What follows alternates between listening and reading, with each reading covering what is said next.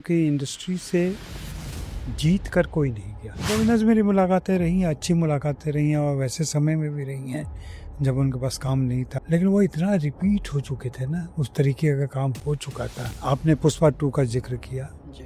अल्लू अर्जुन और रश्मिका मंदाना को हिंदी बोलने नहीं आती, क्यों बोला? क्या प्रेशर रहा होगा उनके ऊपर? सर, भारत में हिंदी फिल्में नहीं चलती है। अब नाम लेना गलत हो जाएगा, लेकिन कार्तिक के साथ पिछले दिनों में जो हुआ दोस्ताना के बाद, एक इंटरव्यू जिसमें अमिताभ बच्चन नहीं थे। आमिर ने एक इंटरव्यू में कहा, ऐसे बात, आमिर से बहुत अच्छी दोस्ती रही है हमारी।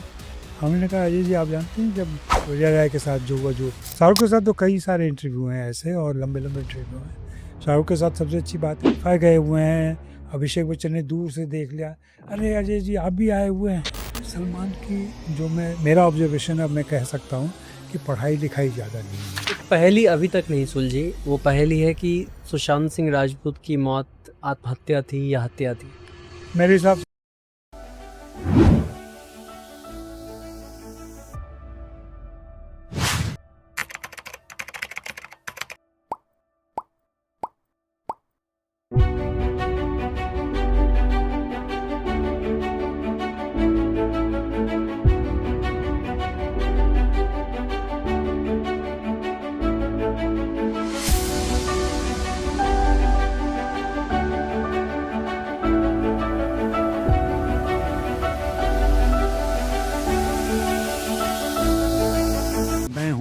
अजय ब्रह्मात्मज और आप मुझे देख रहे हैं द फिल्मी चर्चा के राहुल के साथ। सर, ऐसे बहुत सारे किस्से हैं जहां करोड़ों दिलों पे राज करने वाले अभिनेता अभिनेत्री कहाँ गुमनामी में खो जाते पता नहीं चलता। क्या उसके जिम्मेदार वो खुद हैं या इंडस्ट्री उन्हें नजरअंदाज कर देती है? इसके जवाब दोनों तरीके से हो सकते हैं, लेकिन सच्चाई है कि एक चक्र है, एक साइकिल चलता रहता है, और आज आप ऊपर हैं, कल को आप फिर नीचे आते हैं। मेरा अपना अध्ययन जो पिछले काफ़ी सारा काम मैं कर रहा हूँ, ऐसा जो अभी सामने नहीं आया है, उसमें मैं ये देख रहा हूँ कि इंडस्ट्री से जीत कर कोई नहीं गया। कोई भी, चाहे राज कपूर जैसी हस्ती हो या और कोई हो, सबको हार स्वीकार करनी पड़ती है और फिर वो निकलता है। हाँ, किसी की आकस्मिक मृत्यु हो गई हो या कुछ और हो गया हो तो अपनी ऊंचाई से ही छलांग लगा देता है, वो निकल जाता है। और शायद हर फील्ड में ये लगभग ऐसा नियम। एक चीज़ हम लोग भूल जाते हैं, ये कोई कंपनी नहीं है, कॉर्पोरेट हाउस नहीं है। सब कुछ इंडिविजुअल टैलेंट पर डिपेंड करता है, आपके इंडिविजुअल परफॉर्मेंस है आपका। ठीक है, स्पोर्ट्स की तरह जब तक आप खेल सकते हैं तब तक आप खेलते हैं। सचिन जीवित है, हमारे बीच है, लेकिन सचिन अब नहीं खेल रहे हैं। एक ज़माने में उनका बोलबाला था। वैसे ही विराट का हो रहा है, हम देख रहे हैं हमारे सामने। कल को कोई और रहेगा। उसके पहले सुनील साहब थे, सुनील गावस्कर थे और तमाम लोग थे। मैं स्पोर्ट्स का उदाहरण इसलिए दे रहा हूँ ताकि लोग समझ लें आसानी से। फिल्मों में भी वैसा ही होता है कि आप एक समय उत्कर्ष पे रहते हैं और उसके बाद फिर नीचे आना शुरू होता है। गुमनामी वाली बात जो है ना, वो पहले ज़्यादा थी, अब कम है। पहले विम्सिकल लोग होते थे, बहुत सारे संवेगों पर, आवेगों पर चलते थे और निवेश करना नहीं जानते थे, पैसों का सही इस्तेमाल करना नहीं जानते थे, जिसकी वजह से उन्हें पता नहीं रहता था कि ये काम जो कर रहे हैं या जुआ जो खेल रहे हैं, उसकी वजह से उनको ये दिक्कत हो जाएगी या बाद में मुश्किल हो जाएगी। लेकिन अभी हाल फिलहाल में मैं ऐसा नहीं देखता हूँ। हाँ, किसी को काम नहीं मिल रहा है, कम काम हो गया, तो धीरे धीरे वो गुमनाम हो गया या गायब हो गया, आपके दिमाग से गायब हो गया, स्क्रीन से। हालात बहुतों के ऐसे खराब हो गए कि उनके पास खाने के पैसे नहीं बचते हैं। ऐसे ऐसे हालात भी कुछ कुछ हुए हैं। हाँ, होते हैं, बिल्कुल होते हैं। अब उसमें मैं किसको दोष दूं? कलाकारों को भी कहीं ना कहीं वो समझ नहीं पाते हैं खुद को और लगे रहते हैं जुड़े। मुझे ऐसे बहुत सारे लोग आपको भी मिले होंगे जो 40 साल से स्ट्रगल कर रहे हैं और उनको लगता है कि बस अगली फिल्म मिलेगी और अमिताभ बच्चन को पीछे छोड़ देंगे वो। हैं ऐसे लोग। आप उन्हें आसपास, कलिंगा के आसपास और तमाम जगहों पे देख सकते हैं, मिल सकते हैं। तो ऐसे बहुत सारे लोग हैं। तो वो एक दिक्कत होती है। दूसरा, अगर आप स्क्रीन पर रहे हैं, आपका नाम थाम रहा है, सब कुछ रहा है, लेकिन एक समय के बाद आपको काम मिलना, आप इर्रेलेवेंट हो जाते हैं। कभी अपनी चॉइसेस की वजह से हो जाते हैं, कभी अपने काम की वजह से हो जाते हैं, और कभी सारा सिनेरियो चेंज हो चुका रहता है, तो उसकी वजह से हो जाते हैं। बहुत कम लोग ऐसे होते हैं जो खुद को री इन्वेंट कर लेते हैं और प्रासंगिक बने रहते हैं। और अमिताभ बच्चन तो विरले होते हैं। वैसा शायद ही कोई हो पाए आने वाले समय में। अभिनेता या अभिनेत्री के बर्ताव को किस तरीके से आपने बदलते देखा है सक्सेस के साथ साथ उनके? म- मैं जिन अभिनेताओं और अभिनेत्रियों के संपर्क में रहा हूँ, मुझे होता क्या ना, बदलाव क्या है इसको समझ, साइकोलॉजिकली समझने की जरूरत है। और ये सिर्फ अभिनेता अभिनेत्री नहीं, आप अपने दोस्तों के बीच भी देख सकते हैं, अपने रिश्तेदारों के बीच भी देख सकते हैं। किसी को काम मिलने लगेगा, ज़्यादा काम करेगा, ज़्यादा समय अपने काम पर लगाएगा, तो जाहिर सी बात है जब उसने शुरुआत की होगी, उस समय जो लोग उसके दोस्त या परिवार के लोग रहे होंगे, उनको जितना समय देता रहा होगा वो नहीं दे सकेगा। फैक्ट है।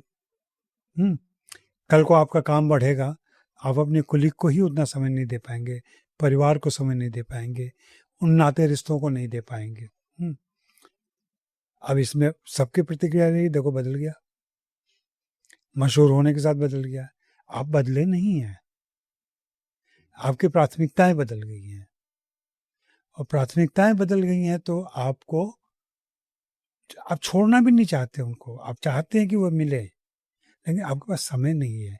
और आप इसलिए नहीं बुलाते कि मैं उसको कैसे कह दूंगा कि अब तुम जाओ। और ऐसे समझदार आपके रिश्तेदार, दोस्त भी नहीं है कि अगर आपकी व्यस्तता को देखते हुए मैं कहें कि नहीं मैं चलता हूँ यार।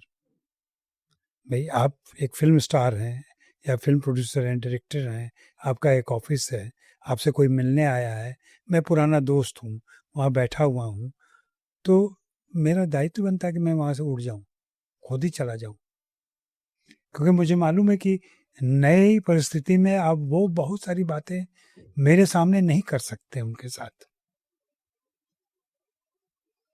तो घर परिवार दोस्तों की, या आपकी शादी हो गई, तो पत्नी को आपके साथ जगह समय चाहिए ना, स्पेस चाहिए, तो कोई ना कोई दोस्त तो दूर होगा। तो ये भी सुना होगा आपने कि शादी के बाद बदल गया। हाँ, तो ये कुछ बदलना नहीं है दरअसल। ये लोग जो ये शिकायतें करते हैं ना, वे कहीं थोड़ी से दिक्कत में हैं, मनोवैज्ञानिक संकट में है। लेकिन उतना ही मशहूर वो भी होता जा रहा है ना, तो फिर आपकी मुलाकात 2 मिनट की भी मुलाकात क्वालिटी मुलाकात होती है, और उसी में सारी बातें हो जाती हैं। मैं तो हमेशा दोस्तों और सबको कहता हूँ जो लोग फ़ोन पर लंबी बात करते हैं ना, मैं हमेशा कहता हूँ कि काम की बात तो सिर्फ 1 मिनट में ख़त्म होती है। अगर काम की बात नहीं है तो आप घंटों बात कर सकते हैं। काम की बात क्या होगी, जैसे आपने मुझसे पूछा आप इंटरव्यू के लिए आएंगे, मैंने कह दिया आएंगे नहीं आएंगे, अभी नहीं आ सकते हैं, बात खत्म हो गई ना। और फिर उसके बाद आज क्या खाया है, आज क्या पिया है, मौसम कैसा लग रहा है, उसने ऐसा बोला, इसने ऐसा, तो ये तो बात को बढ़ाना है। मतलब काम की बात जो मैं कम बोलता हूँ उसमें एक फैक्टर ये भी है। बहुत ऐसा हमने सुना है और बहुत जगह आर्टिकल भी हैं, चाहे वो सच है या झूठ है ये नहीं पता, कि गोविंदा जी का जो करियर जो ड्रॉप हुआ, वो शायद लोगों का कहना है, बहुत सारे पत्रकारों ने भी ऐसा लिखा हुआ है आर्टिकल में, कि उनके लेट सेट पे जाने की वजह से और अहंकार की वजह से। कितनी सच्चाई है इन बातों? नहीं, गोविंदा से मेरी मुलाकातें रही हैं, अच्छी मुलाकातें रही हैं, और वैसे समय में भी रही हैं जब उनके पास काम नहीं था, मैं मिलने भी गया था उनसे। और कैरियर की ऊंचाई पर पहुंचने के बाद ये दिक्कत थी उनके साथ, समय पर नहीं पहुंचना एक समस्या थी उनकी। और लेकिन वो इतना रिपीट हो चुके थे ना, उस तरीके का काम हो चुका था। आप देखेंगे कि फिल्म का कंटेंट भी बदल रहा था, फिल्म के एक्टिंग का अंदाज बदल रहा था, डांस का अंदाज बदल रहा था। ऋतिक रोशन जैसा डांसर आ गया था आपके सामने और दूसरे लोग उसकी नकल में कोशिश कर रहे थे। तो वो कहीं न कहीं समय के साथ चूकते चले गए और निजी तौर पे तो कहीं न कहीं समस्या थी। और जिन आस्थाओं में चले गए थे, ज्योतिष में चले गए थे, वो उन चीज़ों में उनका बिलीव होने लगा था, तो उसकी वजह से भी काफ़ी दिक्कतें आ रही थी। उनकी तरफ से भी समस्या थी, सिर्फ इंडस्ट्री की तरफ से समस्या नहीं थी, उनकी तरफ से भी व्यक्तिगत समस्या थी, जिसकी वजह से ऐसा हुआ। लेकिन अभी भी मैं मानता हूँ कि अगर गोविंदा को काम मिले, तो वे आपको निराश नहीं करेंगे, परफ़ॉर्म करके जाएँगे। हाँ, लेकिन उनको देखना पड़ेगा और या उनको इस गलतफ़हमी से निकलना पड़ेगा कि अभी भी वे हीरो बन सकते हैं और रोमांस कर सकते हैं। हिंदी फिल्म इंडस्ट्री में सर हिंदी से परहेज बहुत पनपने लगा आजकल। आप भी वाकिफ़ हैं इन चीज़ों से। क्या दिक्कतें आ रही हैं कि हिंदी इंडस्ट्री में काम करके इंग्लिश में स्क्रिप्ट चाहिए, इंग्लिश में सेट पे बातें होंगी, सारी चीज़ें? है ये पंकज इंडस्ट्री। त्रिपाठी जी ने भी इन बातों पे ज़िक्र किया था और भी एक्टर्स ने बात की है। ये होता है और ये अगर इसके सोशियो पॉलिटिकल रीजन खोजने जाएँगे तो बहुत सारे कारण मिल जाएँगे इसके और अस्वाभाविक नहीं है ये है ऐसा। मैं एक छोटा-सा उदाहरण देता हूँ आपको और जिसकी वजह से ये लगातार प्रेवलेंट हो रहा है। आपने पुष्पा 2 का ज़िक्र किया, जी। पटना में गए थे ये लोग। हम जानते हैं कि अल्लू अर्जुन और रश्मिका मंदाना को हिंदी बोलने नहीं आती है जी। ना, सभी जानते हैं इस बात को। वहाँ उन्होंने 2-2 3-3 पंक्ति बोली हिंदी, चाहे जैसे भी बोला हो। क्यों बोला? क्या प्रेशर रहा होगा उनके ऊपर? एक सबसे बड़ी बात जो हम लोग कभी रेखांकित नहीं करते, मैंने कई बार इसका ज़िक्र किया, उत्तर भारत में हिंदी फ़िल्में नहीं चलती हैं। ऑडियंस जो है ना हिंदी सिनेमा का, वो ऑडियंस अंग्रेजी समझता है, वो हिंदी नहीं समझता है। फ़िल्म वो हिंदी में देखेगा, लेकिन फ़िल्म के बारे में जो जानना चाहता है, वह उसको अंग्रेजी में चाहिए। इसलिए कि खुद वो अंग्रेजी भाषी है, खुद उसके व्यवहार में अंग्रेजी है। जिनके व्यवहार में हिंदी है, वो लोग सिनेमा नहीं देखते हैं। तो अगर आप दर्शक नहीं हैं उसके, तो वो क्यों आपसे मुखातिब होगा? क्यों आपकी भाषा में बात करेगा? ये हिंदी वालों को गलतफ़हमी है कि हमारी वजह से हिंदी फ़िल्में चलती हैं। ऐसा बिल्कुल नहीं है। अगर हिंदी फ़िल्मों के बिज़नेस का थोड़ा-सा भी अध्ययन करेंगे, तो आप पाएँगे कि कोई भी फ़िल्म लगभग 35 से 40% सिर्फ़ बम्बई में बिज़नेस करती है। उसके बाद का 15 से 20% वो दिल्ली में करती है। और जिन हिंदी प्रदेशों की बात होती है या जहाँ ये घमंड है, गर्व है या गलतफ़हमी है कि हमारी वजह से हिंदी फ़िल्में चलती है, वहाँ से मुश्किल से 5% कलेक्शन आता है। क्यों कोई बात करेगा आपकी भाषा में? कल को बिहार से, यूपी से कलेक्शन 100 करोड़ की फ़िल्म में 40 करोड़ आने लगे, सब लोग घर पे ट्यूटर रख लेंगे हिंदी सीखने के लिए। क्योंकि उनसे कम्युनिकेट करना पड़ेगा उनको। दर्शक वहाँ है, वहाँ तक जाना पड़ेगा उनको। ये ये बेसिक दिक्कत है जिसकी वजह से ऐसा होता है। बाकी चूँकि कलाकार और सारे पढ़े लिखे लोग जो इंडस्ट्री में आ रहे हैं, पहले ज़्यादातर इतने पढ़े लिखे लोग नहीं आते थे, इतने टैलेंट बाहर से पढ़ के नहीं आते थे। सब ने अंग्रेजी मीडियम से पढ़ाई की है। अगर नेपो किड की बात करें या तमाम लोगों की बात करें, तो इनके साथ तो मजबूरी है कि घर में इनको आई पालती है, नर्सेस पालती हैं या दूसरे इनके स्टाफ रहते हैं, वो सारे कैथोलिक लोग होते हैं, वो सब अंग्रेजी बोलते हैं, बच्चे भी इनके अंग्रेजी बोलते हैं, उनके घर में कम्युनिकेशन की लैंग्वेज अंग्रेजी है, बच्चा 8 साल का होता है, अंबानी स्कूल में चला जाता है पढ़ने के लिए, वहाँ की भाषा अंग्रेजी है। उससे बड़ा होता है, वो स्विट्ज़रलैंड चला जाता है, वो अमेरिका चला जाता है, वो यूके चला जाता है, वहाँ की भाषा अंग्रेजी है। अब वो वहाँ से यहाँ आता है, फिल्मों में काम करना है उसको, तो किसी आनंद मिश्रा को पकड़ता है, वो ट्यूटर हैं वो बहुत अच्छे हिंदी के, कि मुझे हिंदी सिखा दीजिए, 6 महीने में हिंदी सिखा दीजिए। तो हिंदी में उनको सिर्फ बोलने आता है, लिखने और पढ़ने हिंदी बहुत कम लोगों को आता है। शाहरुख खान लिख पढ़ सकते हैं, अमिताभ बच्चन लिख पढ़ सकते हैं, आमिर खान लिख पढ़ सकते हैं, और ऐसे और थिएटर से आए सारे लोग लिख पढ़ सकते हैं। बाकी ये सारे, तो ये इस समस्या के जड़ में जाने की ज़रूरत है। अगर मैं कह रहा हूँ इसका समाधान, सबसे आसान समाधान ये है कि बिहार सरकार, यूपी सरकार थिएटर खोले अपने प्रदेशों में। लेकिन अभी तो थिएटर की स्थिति खराब है, बम्बई के थिएटर में भी लोग नहीं जा रहे हैं। तो ये सारा, ये ऐसा विशेष सर्कल बन गया है कि बहुत मुश्किल है, नहीं समझ पाएगा। फिल्म का जो प्रमोशन एक्सचेंज चल रहा है आजकल, आपने नोटिस किया होगा कि यहाँ की फिल्मों का promotion, teaser launch, trailer launch जाके साउथ में लोग करते हैं, वहाँ की फिल्मों का यहाँ किया जाता है, यहाँ की फिल्मों में वहाँ के डायरेक्टर को लिए जाते हैं, तो वहाँ की फिल्मों में यहाँ के एक्टर को। ये एक्सचेंज फार्मूला क्या है? क्या एक यूनिटी बनाने के प्रयास में है कि वन इंडस्ट्री, ये प्रयास है क्या? या प्रमोशन एक्सचेंज फार्मूला है कि वहाँ की ऑडियंस इस फिल्म को मिल जाए, यहाँ की ऑडियंस उस फिल्म को मिल जाए? हाँ, ये दोनों बातें हैं। मैंने इसके लिए एक शब्द इस्तेमाल किया था, मैं अभी भूल रहा हूँ, दुर्भाग्य की बात है। बेसिकली हम लोग क्या, हमारा ऑडियंस तो बना बनाया, पारंपरिक दर्शक जो है वो तो है ही, लेकिन अब हम लोग एक दूसरे की भाषा में प्रवेश कर रहे हैं, और ये बहुत अच्छी बात है।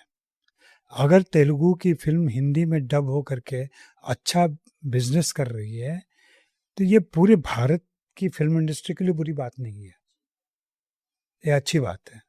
या हिंदी की अभी अमूमन आप देख रहे होंगे कि 5 लैंग्वेज में तो हर फिल्म आ रही है। हिंदी, तमिल, तेलुगु, कन्नड़, मलयालम, ये 5 लैंग्वेज में आ रही है। थोड़ी ज़्यादा लोगों तक पहुंचने की, रीच पहुंचाने की बात होती है तो कभी कभी बांग्ला में आ जाती है, कभी पंजाबी में आ जाती है। एक ज़माने में भोजपुरी में भी आई हैं फिल्में, अंग्रेजी की फिल्में डब हुई हैं भोजपुरी में और गई हैं। तो सारा खेल यही है कि दर्शक को कैसे बढ़ाया जाए, दर्शक किन दर्शकों के बीच पहुंचा जाए तो ये हो जाएगा, उसकी कोशिश में ये हो रहा है, और ये अच्छा हो रहा है एक तरीके से, बहुत अच्छी बात है। और ये तो जितना ज़्यादा होगा, और इसकी वजह से हिंदी फिल्म इंडस्ट्री को एहसास हुआ है कि वो कितनी गलतफहमी में जी रहे थे। पैन इंडिया होने का दावा करना किसी और वजह से हो गया था, ऐतिहासिक कारणों से, लेकिन अब वो टूट चुका है लगभग। पैन इंडिया कोई भी हो सकता है। ये ठीक है कि हिंदी, चूंकि पूरे देश में हिंदी समझने वाले लोग ज़्यादा हैं, इसलिए आपको लगता था कि हिंदी ही वर्चस्व की भाषा है, लेकिन ऐसा नहीं है। अब तो हिंदी में डब हो गए। और जो साउथ कोरिया के डायरेक्टर ने कहा था ना कि सबटाइटल की जो बाधा है, उससे अगर आप निकल जाए ना, तो पूरी दुनिया की फिल्मों का आनंद उठा सकते हैं आप। हम लोगों को आदत नहीं है, अनपढ़ समाज से हम लोग आते हैं, खास करके हिंदी प्रदेश के लोग, जो सचमुच में लिखना पढ़ना भी नहीं जानते हैं। आप बताइए कि पूरे उत्तर भारत में कितने लोग सबटाइटल पढ़ते होंगे या फिल्म देख पाएंगे सबटाइटल पढ़ के? उनके लिए डबिंग में आना जरूरी है। हाँ, हम शहरों में सबटाइटल के साथ देख लेते हैं, वो भी 1-2 दिनों में नहीं देखा है हमने, उसकी एक ट्रेनिंग हुई है हमारी देखते देखते। कोई इंस्टीट्यूट नहीं सिखाता है आपको कि कैसे देखें सबटाइटल वाली फिल्में, लेकिन आप धीरे धीरे सीख जाते हैं कि आप दृश्य भी देख रहे हैं, पढ़ भी रहे हैं, दृश्य भी देख रहे हैं, पढ़ भी रहे हैं, लेकिन बहुत सारी चीज़ें छूट जाती हैं। तो ये है, और इससे फ़ायदा ये अच्छा है, जितना जल्दी सब कुछ घुल मिल जाए वो अच्छा है। मनोज वाजपेयी की फिल्म जब शूल आई थी, उस वक्त आपके मन में विचार आया था कि इस फिल्म का प्रमोशन कानपुर में किया जाए, मीडिया टाइप किए जाए। उस चीज़ के बारे में बताइए सर, वो क्या प्लान था आपका? और शायद तभी से ये फ़िल्म प्रमोशन का जो सिलसिला है दूसरे शहर में जाके शुरू हुआ। ऐसा क्या था? कुछ नहीं, मैं जैसा कि होता है कि सब जगह जब पत्रकार आते हैं उनसे ज़िम्मेदारी दी जाती है या उनसे एक्सपेक्ट किया जाता है कि आप क्या विशेष कर पाएँगे। तो आपने ये विचार रखा था। मेरे साथ भी था कि आप क्या विशेष करेंगे? इंटरव्यू तो सब कोई करता है, आर्टिकल सब कोई लिखता है, आप क्या विशेष करेंगे? मनोज चूँकि पुराने जान-पहचान के थे, जैसे इरफान जान-पहचान के थे। इन लोगों को तब से जानता हूँ जब ये लोग, सत्या अभी नहीं आई थी, तब से परिचय है मेरा। तो मैंने मनोज के सामने ये विचार रखा, मनोज ने रामगोपाल वर्मा के सामने ये विचार रखा। रामगोपाल वर्मा की आप चाहे जितनी बुराई या शिकायत करें, लेकिन रामगोपाल वर्मा में काफ़ी खूबियाँ हैं। उनमें से ये भी एक खूबी थी। उन्होंने कहा यार तुमको जहाँ ले जाना है ले जाओ, तुम्हारी फ़िल्म है, तुम जैसे प्रमोट करना चाहो करो। तो तैयार हो गए वो, मनोज तैयार हो गए कि हम कंधे पे रील लेके गए यहाँ से। तब तो रील का ज़माना था ना, जी। हम अपने साथ रील लेके गए थे और फिर रील लेके आए थे वहाँ से। तो वो भी ज़माना था और वहाँ ऐसा-ऐसा तय किया गया और हमने किया और उसका शुल्क का अच्छा फ़ायदा हुआ उन लोगों को। मतलब शुल्क डबल की रोल बात है किया हाँ, आपने, एक हाँ। पत्रकार का भी, एक पीआर का भी।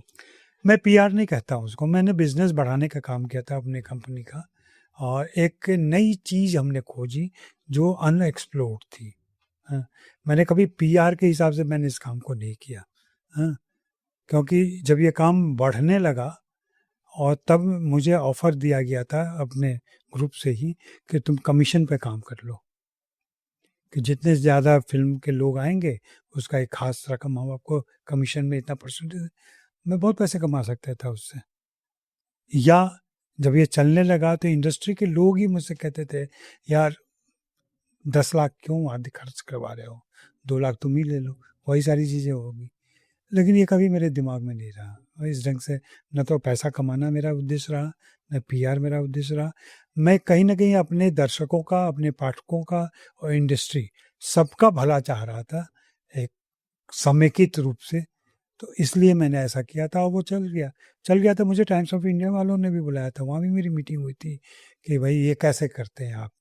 मैं अपने सामान्य ज्ञान के हिसाब से और मैं भोला तो नहीं कहूँगा कि भोला हूँ मैं, लेकिन मैंने यूँ ही बता दिया उनको कि ऐसे-ऐसे करता हूँ मैं।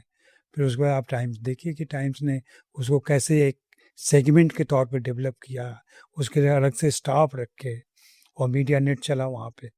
बाकी अखबारों में हमारी अखबार में मीडिया नेट जैसी नई चीज़ चली, तो उन लोगों ने ज़्यादा डेवलप कर लिया, वो कॉर्पोरेट हाउस थे, उन्होंने उसको ज़्यादा विकसित किया। हमारे यहाँ नहीं, लेकिन अभी ये एक रिश्ता तो बन ही चुका है ना और हम लोग कॉर्पोरेट रिश्ते से ज़्यादा व्यक्तिगत रिश्तों में यकीन करते रहे। तो हमारे मालिकों का व्यक्तिगत रिश्ता भी बना इन लोगों से। बाद में जागरण ने फ़िल्म प्रोड्यूस भी किए कुछ। तो ये सारी चीज़ें चलती रही, तो एक अच्छा सिलसिला बन गया। मैं जागरण में रहा तो जागरण में किया, भास्कर में गया तो भास्कर में किया, फिर से जागरण में आया तो जागरण में किया और अंत अंत तक ये चलता रहा। फिर बाद में अब कैसी स्थिति है नहीं मालूम मुझे, कैसा क्या हो पा रहा है, लेकिन मुझे लगता है कि होता है अभी भी बहुत सारी चीज़ें और तो अब तो मीडिया और फ़िल्म इंडस्ट्री तो एकदम एक-दूसरे की गलवैयाँ दे के चलती है।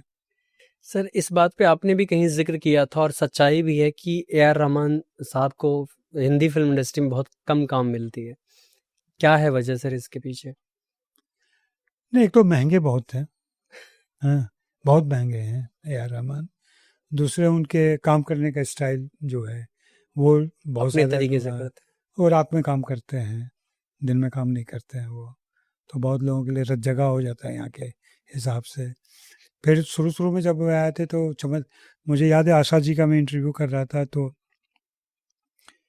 कौन-सी फ़िल्म थी? सुभाष घई वाली जो फ़िल्म आई थी बहुत ताल, ताल के लिए इंटरव्यू कर रहा था मैं, आशा जी से मिला। तो उन्होंने कहा यार ये समझ में नहीं आता है। उसने एक ही लाइन मुझसे कहा 10 बार गाओ, ऐसे गाओ, ऐसे गाओ, ऐसे गाओ, ऐसे गाओ, सब गा लिया मैंने। जब गाना मैंने सुना तो मुझे याद आ रहा था कि ये वाला लफ्ज़ तो मैंने उस वाले में गाया था और ये वाला लफ्ज़ उसमें गाया था। वो कैसे कर लेता है ये? उधर का गाया हुआ इधर मिला दिया, इधर का गाया हुआ उधर। तो उनको डिजिटल चीज़ें कैसी होती हैं, लता ये आशा जी को नहीं मालूम था। तब ये चमत्कार की तरह आया था।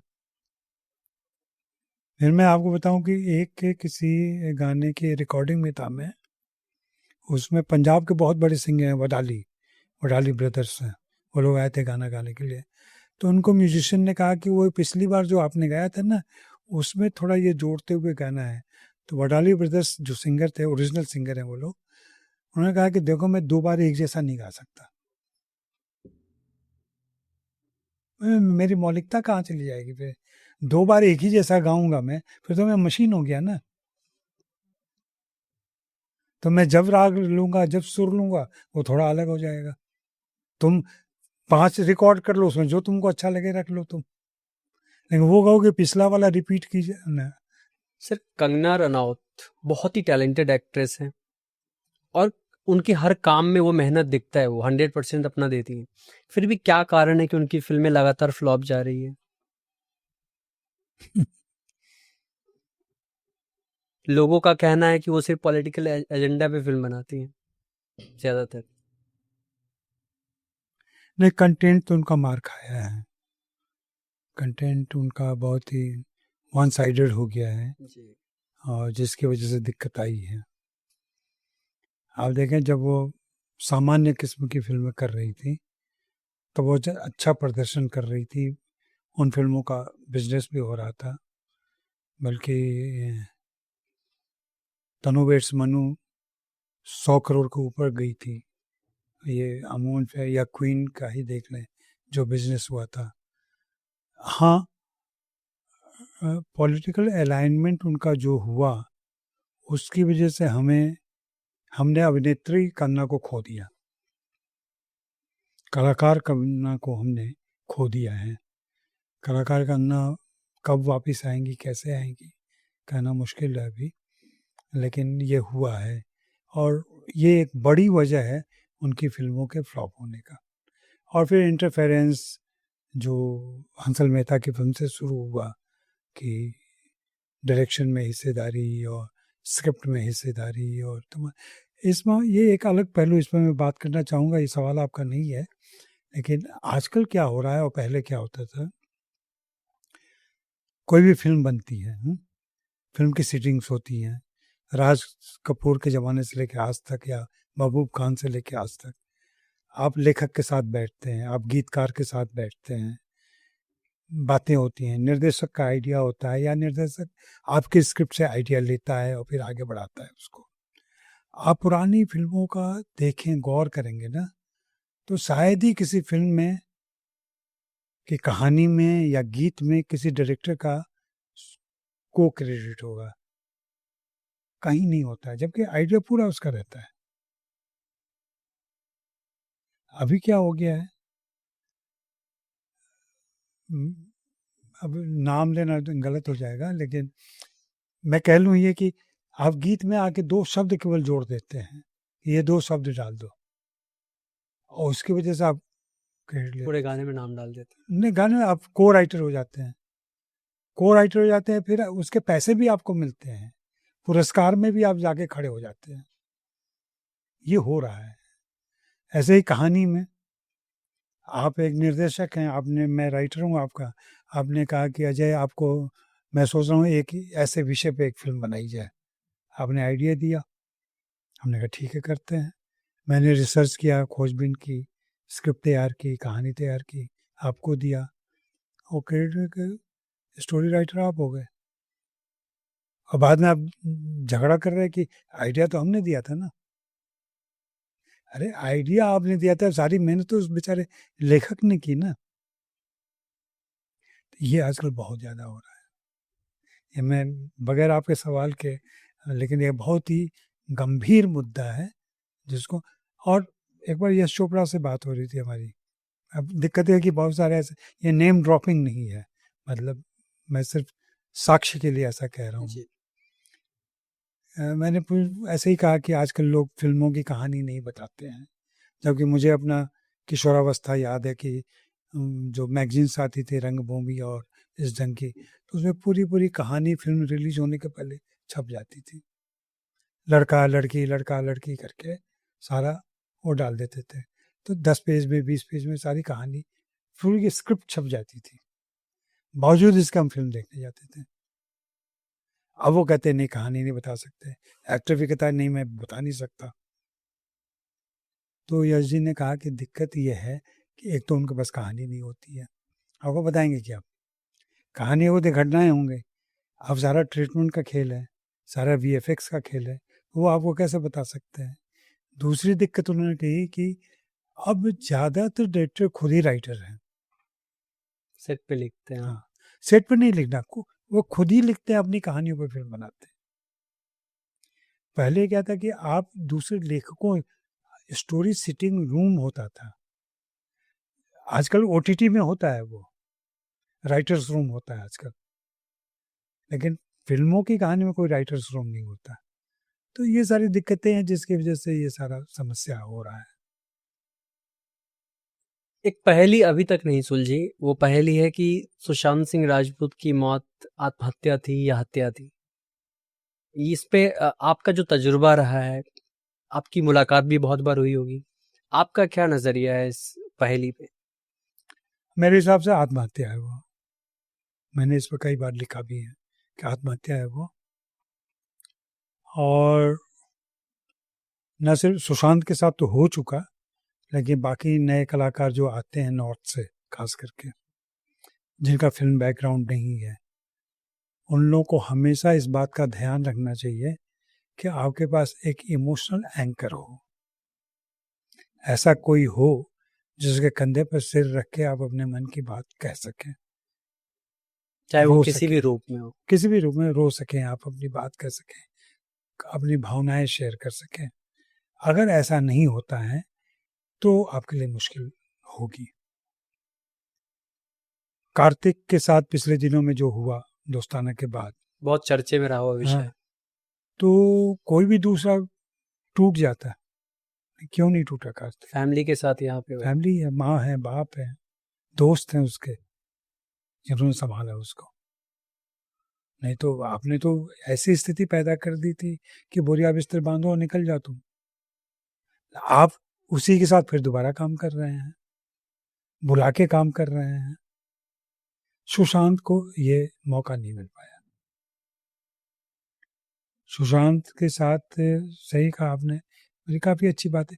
फिर कुछ कॉम्प्लेक्सेस में भी थे सुशांत, फिर उनकी निधन के बाद बहुत सारी बातें नहीं करनी चाहिए, या फिर कभी कोई लंबा सीरियसली लिख रहा हो तब ये बातें हो, नहीं तो फिर वो गॉसिप का हिस्सा बन जी जाता जी है। जी।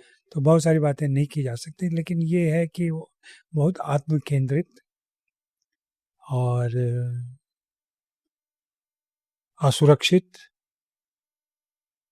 और डरे हुए थे, जिस समय उन्होंने आत्महत्या की, और उसकी वजह से ऐसा हुआ। तो मेरा यही मानना है उनके बारे में। अगर आप अपनी पहचान छिपाते हैं ना, तो बहुत बड़ा संकट है आपके साथ। या आपसे कोई पूछे कि आप कहाँ के हैं और आप अपने रूट्स को ही निगेट कर दें, तो बहुत बड़ी समस्या आपकी ज़िंदगी में आने वाली है। वो किसी भी रूप में जाहिर हो सकती है, आत्महत्या उसका एक रूप है। तो सुशांत में ये सारी दिक्कतें भी थी। आपकी लेखनी में सर, या कभी आपने कोई आर्टिकल लिखा हो या कभी रिव्यू लिखा हो, किसी भी चीजों से कोई निर्देशक या एक्टर कभी आहत हुए हों और आपको बोले हों क्या कर दिया आपने अजय जी, ऐसा कभी हुआ सर? ऐसा होता रहा है, वो अचानक से फ़ोन बंद हो जाते हैं, बातचीत बंद हो जाती है, उससे समझ में आ जाता है। लेकिन ऐसा कोई, मैं बहुत हिंसक नहीं हूँ लिखने में, बहुत आक्रामक नहीं हूँ मैं लिखने में, और ना ही मैं बहुत, जैसा मैंने शुरू में कहा कि गॉसिप में यकीन करता हूँ कि कुछ रिवील कर दिया हमने। लेकिन सच भी बहुत लोगों को पसंद नहीं हाँ, आता। सच पसंद नहीं आता है, कई सारे लोग हैं ऐसे जो दुखी हो जाते हैं, और अ, कह लें कि मैं ईमानदारी के घमंड में रहता हूँ मैं, तो वो उस घमंड की वजह से मैं परवाह नहीं करता। सच सच में कड़वा होता है और लोग आपसे आहत हुए होंगे, आपकी सच्चाई जो आपकी लेखनी में दिखती है, चाहे वो रिव्यू हो या आर्टिकल हो। ये होता है, और कई बार हुआ है। एक बार एक बड़े निर्माता ने मुझसे कहा कि रिव्यू के अंदर आप जो भी लिखना है लिख दीजिएगा, स्टार हमें 3 के ऊपर दीजिएगा। तो अभी ये तो बड़ी अजीब सी बात है। इस तरीके की चीज़ें पहले होती थी, या अब तो नहीं होता, अब तो मैं वैसे भी सीन में नहीं हूँ, बाहर हूँ, तो नहीं आइडिया लोगों को क्या अच्छा या बुरा लगता है। लेकिन जैसा मैंने पहले भी कहा कि रिव्यू करते समय मैं बहुत हिंसक, आक्रामक वगैरह होके बातें नहीं करता और ना किसी को नीचा दिखाना चाहता हूँ मैं।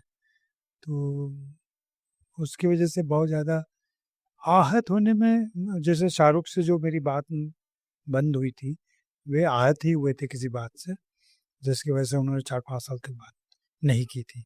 बाद में फिर बात की तो उस बात को भी याद रखा उन्होंने कि क्यों हमने बात बंद की थी। लेकिन फिर ठीक है, लेकिन ये बहुत छोटी-छोटी बातें हैं। उनकी ज़िंदगी में इन चीज़ों का इतना महत्व नहीं है। हमारे लिए हम मैग्नीफाइंग ग्लास लगा लेते हैं, क्योंकि हमारे जीवन में ऐसा हुआ।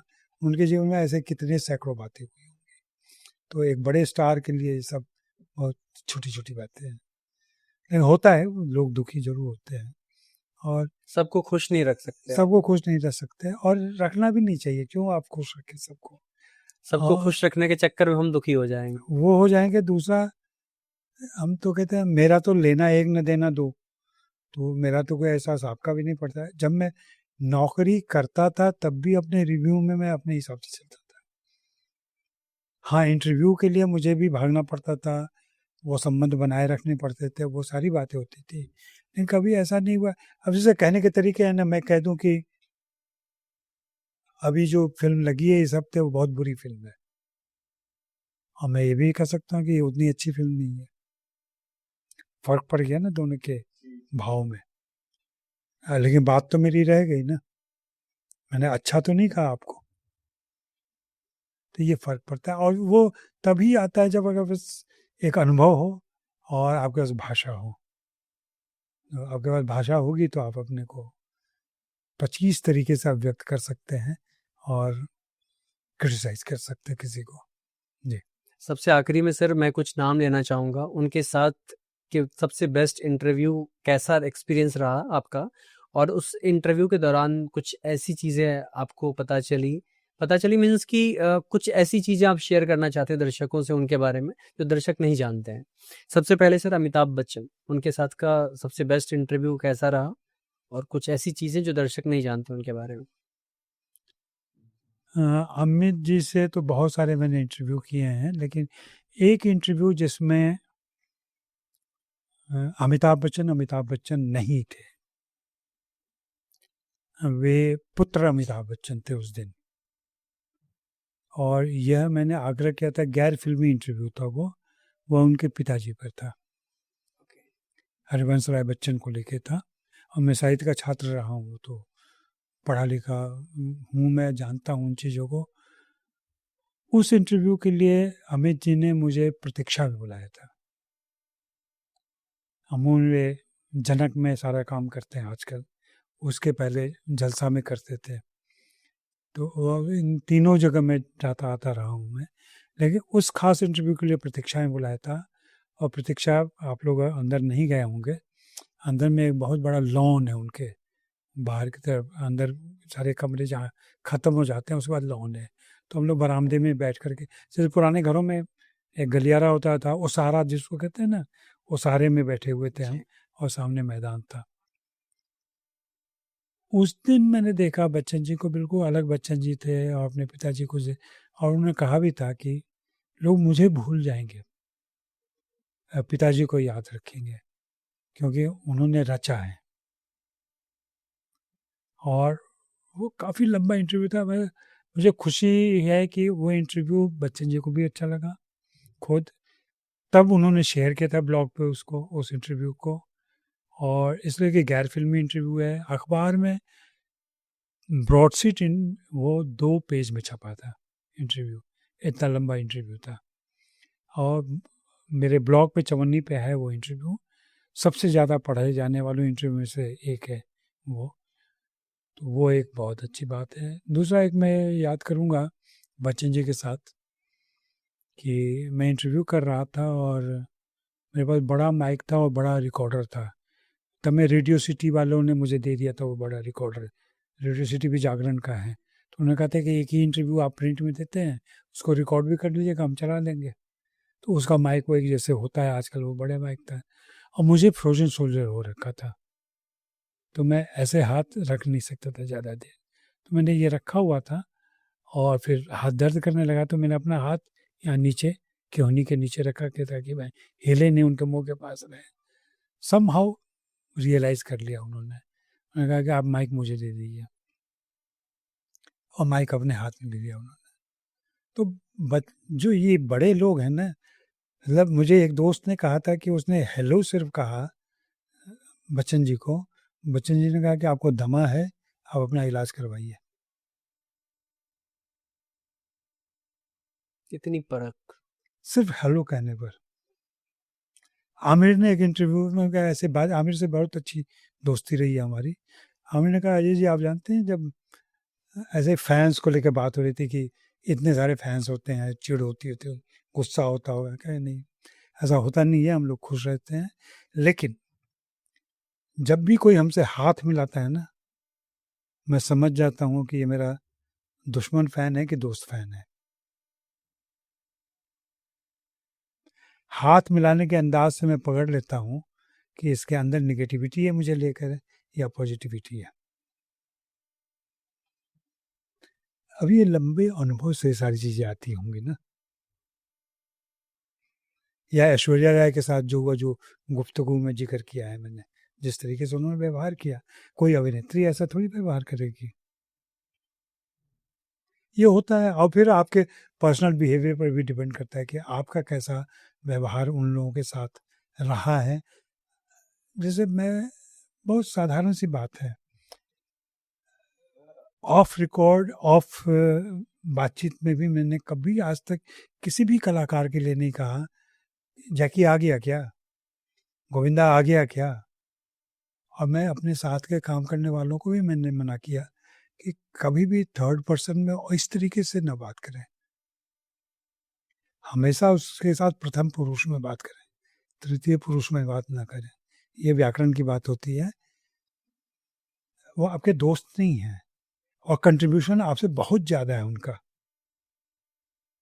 तो आप परोक्ष में भी बात कर रहे हैं ना, तो गोविंदा के लिए आदर सूचक वाक्यों का प्रयोग करें। और ये जब आप करेंगे ना, तो फिर जब आप इंटरव्यू कर रहे होंगे ना, उसमें एक अलग किस्म की पॉजिटिविटी आ जाएगी। हम लोग, आप लोग, तमाम लोग आजकल ये आ गया क्या रे, आ गया क्या रे, बोलते हैं ऐसे। एक्टर आया क्या रे, एक्टर का नाम भी नहीं ले रहे हैं। तो ये स्थिति आ गई है। जब ये स्थिति आएगी तो आप बातचीत करेंगे तो वो तो बैक ऑफ द माइंड में काम कर रहा है आपके ना। मैं हमेशा सबसे आप कह के बात करता हूँ। मुझसे जूनियर जो आर्टिस्ट है उनसे भी आप कह के बात करता हूँ मैं। बहुत इंटीमेट है को तो मैं तुम भले ही बोल दूँ मैं तो अपने कलीग को भी, जो हमारे छात्र अमित को भी आज तक मैंने तुम नहीं कहा है। तो ये आपके व्यवहार पर डिपेंड करता है कि कैसे आप बात करते हैं। शाहरुख खान के साथ कोई एक इंटरव्यू आप साझा करना चाहेंगे जो सबसे बेहतरीन रहा हो? शाहरुख के साथ तो कई सारे इंटरव्यू हैं ऐसे, और लंबे लंबे इंटरव्यू हैं। शाहरुख के साथ सबसे अच्छी बात है कि वे आपकी भाषा समझते हैं हिंदी में। उनसे सवाल पूछने के लिए आपको अंग्रेजी में फॉर्म नहीं करना पड़ता, या अंग्रेजी को हिंदी नहीं करना पड़ता। तो आप जिस भाषा में बात करें उस भाषा में वो बात करते हैं और अच्छी बातचीत करते हैं। उनकी खूबियों में मैं बताऊं तो वो जैसा इंटरव्यू आप चाहते हैं वैसा इंटरव्यू दे सकते हैं आपको। आपको खूब मजाहिया इंटरव्यू चाहिए तो हम हंसी मजाक करते हुए इंटरव्यू देंगे। आपको बहुत सीरियस इंटरव्यू चाहिए तो वो भी दे सकते हैं वो। और एक ही आदमी में ये सारी क्वालिटी है। तो ये है। और उनके घर पर, उनकी लाइब्रेरी में बैठ के बहुत सारी बातें हुई हैं। फिर हाँ, उनके साथ भी मेरी टांग टूट गई थी, और जब उनकी रईस आई थी ना, जी। रिलीज हो रही थी, तो अमूमन एक्टर वैनिटी में बैठा रहता है, हम पत्रकार एक एक करके वैनिटी में जाते हैं। मैं आया था, मैं बैठा हुआ था, उनको पता चल गया था कि आ गया हूँ मैं, और ये भी जानकारी मिल गई थी कि उनको बस में चढ़ने में दिक्कत होगी वैनिटी में, क्योंकि वो मैं एक वो उस टांग टूटने के बाद जो इलाज होने के बाद एक कुछ लगाना पड़ता है, उसका एक असला नाम होता है। जी। हाँ, वो लगाया हुआ था मैंने। तो बाहर निकल के आए वो वैनिटी से, और नीचे बैठ करके हमने इंटरव्यू किया, और उसका फ़ायदा कई सारे हिंदी पत्रकारों को हो गया जिनको इंटरव्यू वैसे एक्सक्लूसिव नहीं मिला, वो सब मेरे आगे पीछे आके खड़े हो गए, सुन रहे थे। सब सुन रहे थे, रिकॉर्ड भी किया उन लोगों ने। लेकिन इस बात का उन्होंने बुरा नहीं माना। बाहर बैठे हुए तो आप कैसे किसको कि नहीं नहीं इनके पीछे खड़े मत हो, ये एक्सक्लूसिव है, एक्सक्लूसिव जैसा कुछ होता नहीं है। लेकिन ये व्यवहार है। या अब भी जब भी कहीं मिल जाते हैं, उस 5 साल बात ना करने के बावजूद अभी भी कहीं मिलते हैं तो सामने से आके प्यार से मिलना, और या नज़र पड़ जाए, सबके साथ है, नज़र पड़ जाए तो हाई-फाई गए हुए हैं, अभिषेक बच्चन ने दूर से देख लिया, अरे अजय जी आप भी आए हुए हैं। तो मेरे अंदर कभी ये भाव नहीं रहा कि मैं, वो देखो कितने सिक्योर होके, और 4-5 आदमी उनके साथ चल रहा है, मैं यहाँ भीड़ में खड़ा हूँ, लाइन में खड़ा। हम सबकी अपनी मर्यादाएँ हैं ना, हमारा अपना काम अलग तरह का है। हम 5 स्टार होटल में जाके बात करते हैं, हम उनके घरों में जाके बात करते हैं, उनके साथ बराबर बैठे रहते हैं, हम वो बातें करते हैं। लेकिन जब हम जेडब्ल्यू मैरियट से बाहर निकलते हैं, तो बाहर या तो ऑटो में बैठ जाते हैं, बाद के दिनों में, नहीं तो पहले तो बस में बैठ के आते थे ना। और आपके दिमाग में ये कहीं से भी घुस गया कि यार मुझसे तो कम जानता है ये, और इतने पैसे कमा रहा है, ये है, तो फिर आपके इंटरव्यू में वो सारी चीज़ें आ जाएँगी। सलमान खान को किस तरीके से आपने बदलते देखा है? कुछ ऐसा इंटरव्यू, बेस्ट इंटरव्यू कोई ऐसा रहा हो? सलमान में बदलाव नहीं आया है, सलमान तो जैसे थे वैसे ही हैं। सलमान हमेशा मोनोलॉग वाले आदमी रहे हैं वो, और मोनोसिलेबल वाले भी, जो अजय देवगन के बारे में आप अभी ऑफ रिकॉर्ड बात कर रहे थे। तो वैसे ही कम बोलना। दूसरे सलमान की जो मेरा ऑब्जर्वेशन अब मैं कह सकता हूँ कि पढ़ाई-लिखाई ज़्यादा नहीं है, तो उनके पास शब्दों की भी दिक्कत है। उनके पास एक्सप्रेशन नहीं है, फ्रेजेज़ नहीं हैं, तो बहुत ही कम शब्दों में वे वैसे बात करते हैं, जिससे काम चल जाए। और सिर्फ़ आपके साथ नहीं है, दोस्तों के साथ भी उनका ऐसा ही है। बहुत लंबी-लंबी बातें नहीं, और लंबी बातें करेंगे तो फिर उसमें गाली-गलौज आएगा, स्लैंग आएँगे, इस तरीके की भाषा आएगी, जो पत्रकारों के साथ नहीं कर सकते वो। जैसे एक बार कभी अपनी थकान को लेके उन्होंने जो बात कह दी थी, जो कभी चर्चा का विषय बना था। तो इस तरह की भाषा इसलिए आती है कि आप पढ़े-लिखे नहीं हैं उस तरीके से, और उसके लिए अलग से मेहनत नहीं की आपने, ट्रेनिंग नहीं ली, तो ये दिक्कत है। बाकी दिल के वो भी उतने ही साफ आदमी हैं। उनकी बुराइयाँ जो हैं, उनके साथ जो गलतियाँ हुई हैं, लापरवाहियाँ जो हुई हैं, वो सब अपनी जगह, उन पर मुकदमे भी चल रहे हैं, केस भी चल रहे हैं, उसका फैसला आएगा देर से देर। अ, ये बात तो मान के चलिए ना कि देश में जो नए राजा, नए कुलक जो हैं, वो फ़िल्म स्टार हैं। उनको सारी सुविधाएँ मिली हुई हैं, उनके हिसाब से सारी चीज़ें हो जाती हैं, तो हो जाती हैं। आप क्या कर सकते हैं? वे 2 शादियाँ कर सकते हैं, वे 2 प्रेम कर सकते हैं, वे ओवरनाइट स्टैंड ले सकते हैं। आप मिडिल क्लास के लोग नहीं कर सकते ऐसा। हम करेंगे तो हमारा पड़ोसी मार देगा हमें। तो ये है कुछ चीज़ें जो उनको सुविधा मिली हुई है, तो वे करते हैं। लेकिन मैं यहाँ फिर मतलब आपके ऑफ इंटरव्यू के बात करूँगा कि आप नई पीढ़ी के कलाकारों को देखिए, जिस तरीके का जीवन वे जी रहे हैं, सार्वजनिक तौर पे जी रहे हैं। पहले तो कैसा था, दिलीप कुमार के यहाँ मधुबाला से प्रेम टूट गया, तो उनकी मुलाकात ही नहीं हुई। बात की बात तो छोड़ दीजिए। आजकल we are friends. We are friends आप सेलिब्रेट कर रहे हैं। तलाक होने के बावजूद आपकी पत्नी अपने बॉयफ्रेंड के साथ आई हुई है, आप अपने गर्लफ्रेंड के साथ आए हुए हैं, दोनों मिल के पार्टी कर रहे हैं। आप इसको लाख अमर्यादित बात कहें, मैं इसको अच्छी बात मानता हूँ। इतना खुलापन तो आया संबंधों में। अभी अमृता सिंह जाके सैफ से मिली ना, इसको एप्रिसिएट करना चाहिए। ऐसा थोड़ी है कि सारे पुराने घाव जिंदा हो गए होंगे, ऐसा नहीं होता है। लेकिन हम लोग, हमारे यहाँ तो तलाक हो जाए तो बगैर गालियां को कुछ निकल ही नहीं सकता। आप किरण और आमिर को देखिए किस तरीके से काम कर रहे हैं तलाक के बाद। कहीं से भी लगता है कि दोनों पार्टनर नहीं है सार्वजनिक जीवन में। तो ये परिभाषाएं बदल रही हैं, संबंध क्या होते हैं, तलाक क्या होता है, प्रेम क्या होता है, शादी क्या होती है, ये सारे, और ये टूट रहे, दूसरी जगह भी टूट रहे हैं। अगर आप बॉम्बे के जीवन में जाके देखें तो बहुत सारे लोगों के साथ ऐसा घट रहा है।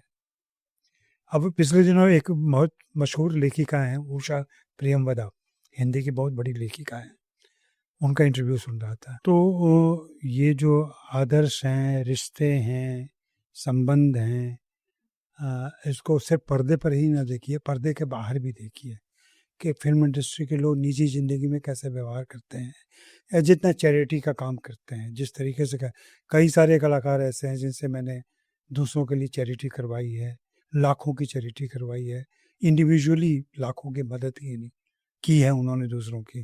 तो ये सब भी इनका एक पक्ष है जो हाईलाइट होके नहीं आता है। तो यही सारी बातें हैं। बाकी ये है कि यहाँ फिल्मी चर्चा पर आकर के मुझे अच्छा लगा कि आपने बहुत विस्तार से और अलग अलग किस्म के सवालों से, मैंने कहूँगा, घेरने की कोशिश की। हम लोग संवाद कर रहे थे, बातचीत कर रहे थे, अच्छा लगा मुझे। बहुत बहुत धन्यवाद सर आपका कीमती समय निकालने के लिए। आई होप आपको सारे सवाल अच्छे लगे होंगे सर। नहीं, बिल्कुल। थैंक यू सो वैसे मच ही सर। बढ़ते रहें आगे। जी, धन्यवाद।